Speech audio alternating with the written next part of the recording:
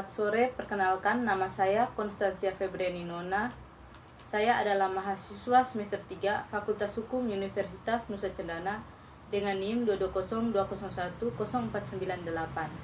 Dalam video ini saya akan menjelaskan tentang sistem terbuka dalam mata kuliah Hukum Perikatan. Hukum Perikatan merupakan salah satu bidang kajian hukum yang selalu berkembang seirama dengan perkembangan masyarakat. Berbagai kendala dalam pelaksanaan perikatan dapat terjadi, terutama dalam perjanjian kontrak jangka panjang. Selain kemungkinan adanya force majeure yang mengakibatkan kontrak tidak mungkin terlaksana, melaksanakan perikatan dalam keadaan sulit dapat menimbulkan ketidakadilan. Oleh karena itu, dalam perjanjian, hukum memberikan landasan agar para pihak dapat meminta bantuan hakim atau arbiter untuk meninjau kembali isi perikatan. Berdasarkan uraian tersebut, maka yang menjadi permasalahan di sini adalah bagaimana pemberlakuan sistem terbuka atau open system dan bagaimana akibat hukum terhadap penerapan open system atau sistem terbuka. Yang berikut tentang pengertian sistem perjanjian terbuka atau open system.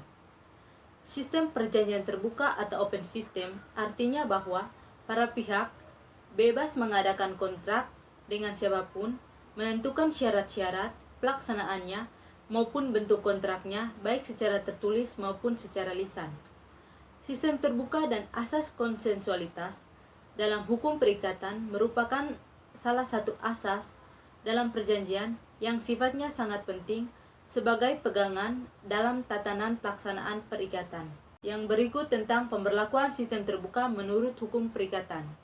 Sistem pengaturan hukum perikatan adalah sistem terbuka atau yang disebut dengan open system, yang mengandung maksud bahwa setiap orang bebas untuk mengadakan perjanjian, baik yang sudah diatur dalam undang-undang maupun yang belum diatur di dalam undang-undang. Ketentuan dari sistem pengaturan hukum perjanjian tercantum di dalam pasal 1338 ayat 1 KUH Perdata yang berbunyi, semua perjanjian yang dibuat secara sah berlaku sebagai undang-undang bagi mereka yang membuatnya. Pada pasal ini berlaku asas pacta sunt servanda.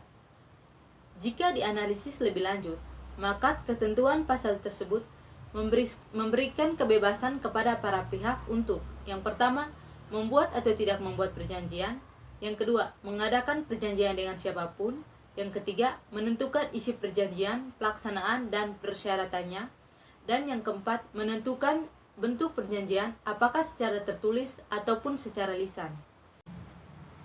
Bertolak dari sistem terbuka yang dianut oleh buku ketiga KUH Perdata, maka para pihak yang mengadakan perjanjian diberi kemudahan untuk menentukan jenis perjanjian yang akan dibuat tanpa harus terkekang oleh dogma undang-undang yang akan menjadi dasar kewenangan hakim untuk mengembangkan hukum perikatan. Ditinjau dalam sejarah perkembangannya, hukum perikatan pada awalnya menganut sistem tertutup. Artinya para pihak terikat pada pengertian yang tercantum dalam undang-undang. Hal ini disebabkan adanya pengaruh dari ajaran legisme yang memandang bahwa tidak ada hukum di luar undang-undang. Yang berikut tentang penerapan sistem terbuka. Penerapan sistem terbuka tentunya harus diberi batasan. Apabila tidak, hal ini akan berdampak pada substansi daripada perjanjian itu sendiri. Setiap orang akan bebas mengadakan perjanjian meskipun itu bertentangan dengan undang-undang maupun nilai-nilai dalam masyarakat. Sistem hukum perikatan adalah sistem terbuka sepanjang tidak bertentangan dengan pasal 1320 KUH Perdata. Akibat hukumnya adalah jika ketentuan umum bertentangan dengan ketentuan khusus, maka yang dipakai adalah ketentuan khusus. Sistem terbuka dalam konteks perjanjian mengacu pada gagasan bahwa perjanjian dapat dipengaruhi oleh faktor eksternal ataupun perubahan lingkungan yang mungkin dapat mempengaruhi pelaksanaan perjanjian tersebut. Beberapa hal yang berkaitan dengan sistem terbuka dalam perjanjian meliputi, yang pertama ada perubahan hukum. Artinya, hukum dan peraturan yang berlaku dapat berubah seiring berjalannya waktu, dan perubahan ini dapat mempengaruhi bagaimana perjanjian diterapkan. Yang kedua, perubahan ekonomi.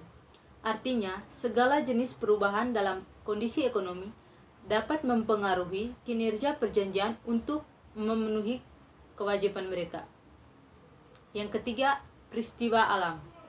Artinya, segala jenis bentuk peristiwa alam dapat mempengaruhi kemampuan pihak-pihak yang terlibat dalam perjanjian untuk memenuhi kewajiban.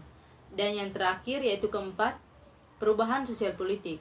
Artinya, perubahan sosial politik dalam suatu negara dapat mempengaruhi stabilitas dan kondisi yang mendasari perjanjian.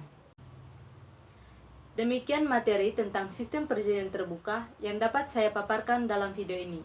Selamat menonton dan semoga bermanfaat. Terima kasih.